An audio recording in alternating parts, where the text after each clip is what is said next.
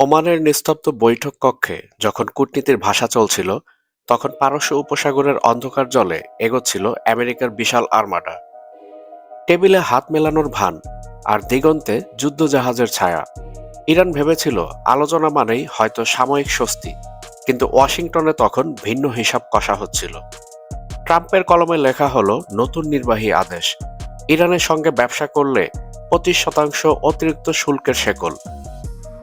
এটি শুধু নিষেধাজ্ঞা নয়, এক অর্থনৈতিক অবরোধের জাল। একই সময়ে শোনা গেল আরও ভয়ঙ্কর বার্তা। ইরানকে ইসলামের হাত থেকে মুক্ত করার ঘোষণা দিলেন ট্রাম্প। তাহলে কি কূটনীতির আড়ালে শুরু হয়ে গেল শাসন পরিবর্তনের নীরব যুদ্ধ? প্রশ্ন একটাই, এই চাপের সামনে ইরান কি টিকতে পারবে, নাকি মধ্যপ্রাচ্যের আকাশে আবার যুদ্ধের মেঘ জমছে?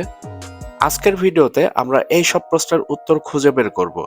তাই ভিডিও শুরু থেকে শেষ পর্যন্ত আমাদের সাথেই থাকুন।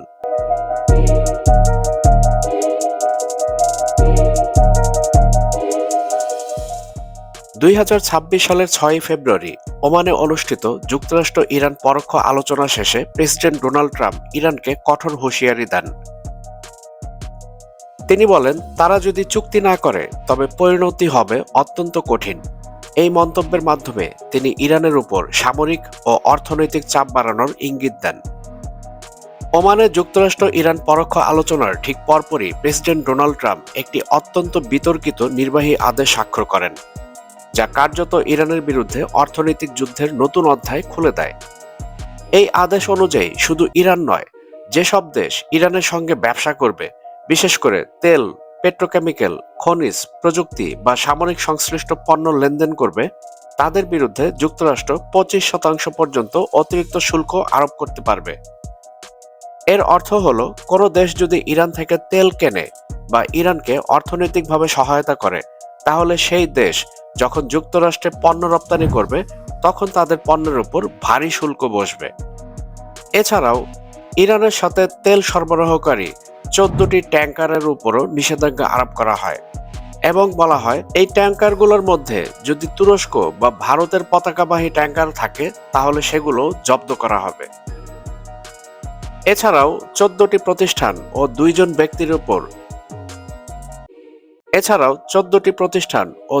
ব্যক্তির উপর নিষেধাজ্ঞা আরোপ করা হয়। এই পদক্ষেপের মূল লক্ষ্য ছিল ইরানকে অর্থনৈতিকভাবে একঘরে করে ফেলা এবং আন্তর্জাতিক বাণিজ্য ব্যবস্থার মাধ্যমে চাপে ফেলা। বিশেষজ্ঞদের মতে এটি কেবল নিষেধাজ্ঞা নয়, এক ধরনের বৈশ্বিক বাণিজ্যের ব্ল্যাকমেল, যেখানে যুক্তরাষ্ট্র তার বাজার শক্তিকে অস্ত্র হিসেবে ব্যবহার করছে। এখানে সবচেয়ে গুরুত্বপূর্ণ বিষয় হলো চীনের ভূমিকা। চীন ইরানের সবচেয়ে বড় তেল ক্রেতাদের একজন এবং একই সঙ্গে ইরানের সঙ্গে কৌশলগত ও সামরিক সহযোগিতাও বাড়াচ্ছে। যুক্তরাষ্ট্র মনে করে, চীন যদি ইরান থেকে তেল ক্রয় করা চালিয়ে যায় এবং পরোক্ষভাবে সামরিক প্রযুক্তি বা সহায়তা দেয়, তাহলে ইরান অর্থনৈতিকভাবে টিকে যাবে এবং আরও আক্রমণাত্মক হয়ে উঠবে। তাই এই 25% শুল্কের হুমকি মূলত চীনকেও বার্তা দেওয়া, ইরানকে সাহায্য করলে তোমাকেও মূল্য দিতে হবে। কারণ চীনের অনেক কোম্পানি আমেরিকার বাজারে অনেক পণ্য রপ্তানি করে, আবার ইরানের সাথেও তাদের বাণিজ্য রয়েছে।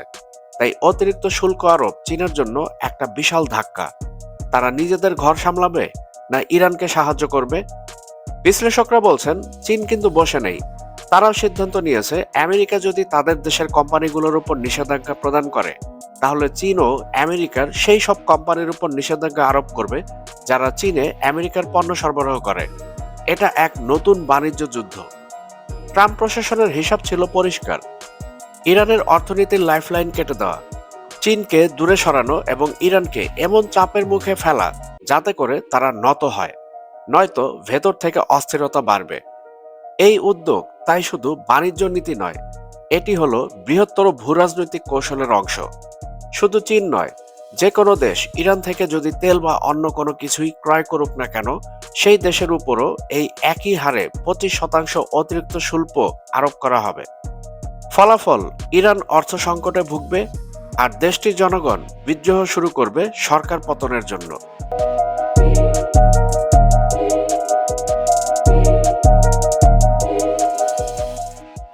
আমেরিকা ও ইরান আলোচনার পর ট্রাম্প প্রশাসন শুধু অর্থনৈতিক চাপেই থেমে থাকেনি। বরং স্পষ্টভাবে সামরিক শক্তি প্রদর্শনের পথও বেছে নিয়েছে। প্রেসিডেন্ট ট্রাম্প প্রকাশ্যে বলেন, আমাদের একটি বড় আর্মাডা রয়েছে এবং আমাদের একটি বড় নৌবহর সেই দিকেই যাচ্ছে, খুব শীঘ্রই সেখানে থাকবে।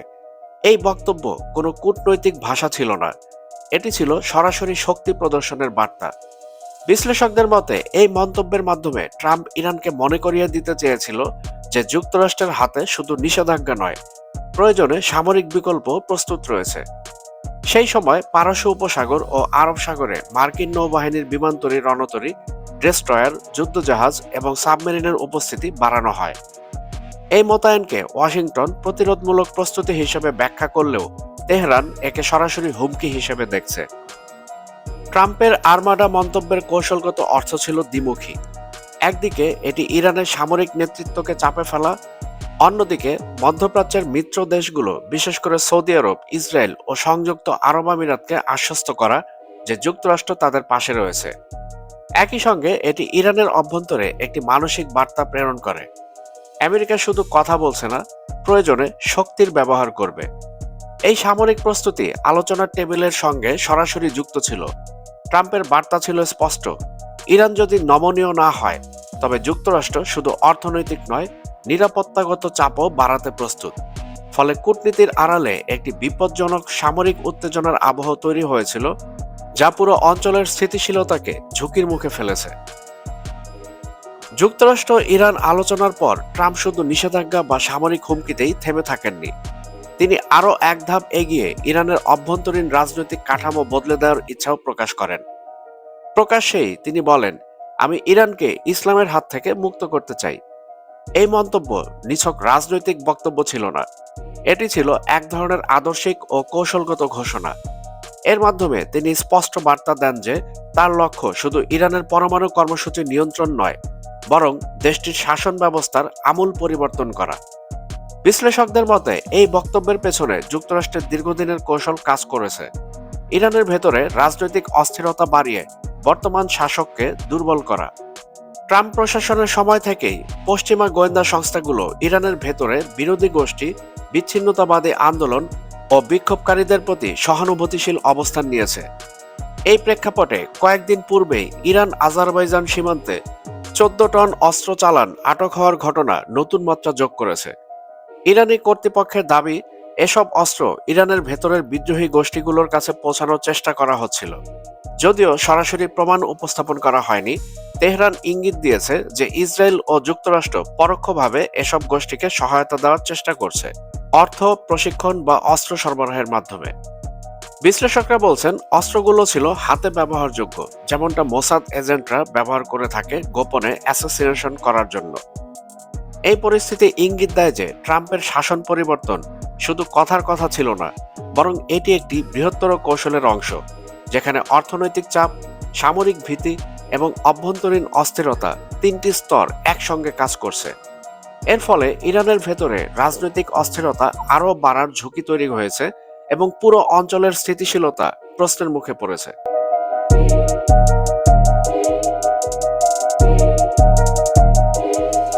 আমেরিকার ইরানের বিরুদ্ধে নতুন নিষেধাজ্ঞা, 25% শুল্ক আরোপ এবং সামরিক হুমকি বিশ্বব্যাপী কূটনৈতিক এবং অর্থনৈতিক উদ্বেগের ঝড় তুলেছে।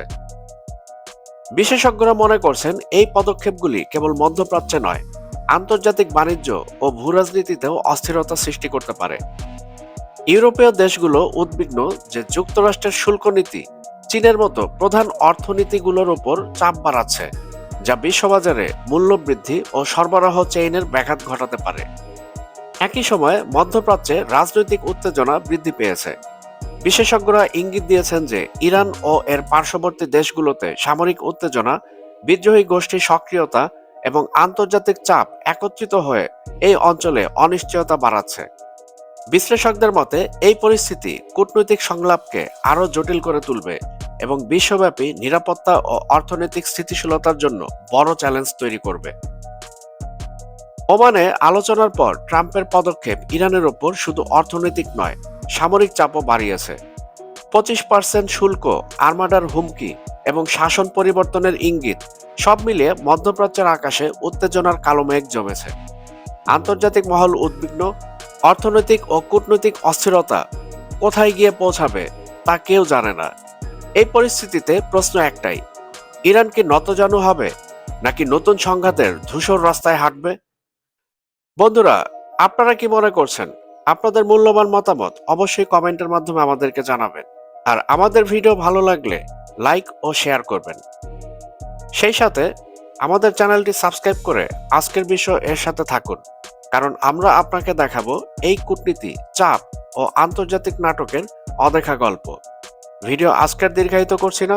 সবাই ভালো থাকবেন, সুস্থ থাকবেন, বাংলাদেশকে ভালোবাসবেন।